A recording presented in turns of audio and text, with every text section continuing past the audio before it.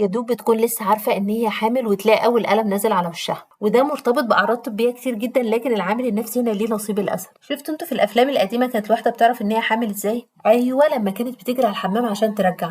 الحياة فعلا كانت عندهم سهلة قوي. وهنا طبعا مش هتكلم عن عماد حمدي اللي كان بيقيس النبض ويتلفت يقول لهم مبروك المدام حامل. طب عارفين بقى الكلام على ايه؟ غثيان وقيء وفقدان شهية. وفي الفترة دي بتلاحظ ان هي فعلا وزنها قل. الستات دي ما بتدلعش، بتكون تعبانة فعلا وبتحس بتحسن جزئي مجرد ما تغير مكان اقامتها. انا مش هقولك خدها حجة وروحي اقعدي عند اهلك يومين، الموضوع ممكن يوصل لدرجة ان الحالة ممكن تتحجز في المستشفى. وعشان نخفف من حدة الاعراض دي شوية، خليكي دايما كده طول اليوم تاكلي وجبات صغيرة وعلى فترات متكررة. خلي دايما جنب سيرك مخبوزات تاكليها اول ما تصحي من النوم. وبالنسبة بقى لو انت بتنسي تشربي مية، في حالتنا دي ما ينفعش خالص. عارفة بقى الزنجبيل اللي بيقولولك عليه ما تشربوهوش في الحمل عشان بيسقط والكلام ده؟ اشربيه عشان فيه خواص مضادة للغثيان. ومش هنتكلم بقى عن الراحة، اظن دي بقى لعبتك وعارفة هتعملي ايه كويس. طيب لو الاعراض زادت معانا، يبقى احنا كده خرجنا من حيز التعامل السلمي، ولازم فورا تدخل طبي بأدوية وعلاجات. ولو المعلومة وصلت بالشكل المناسب، اعملي لي فولو.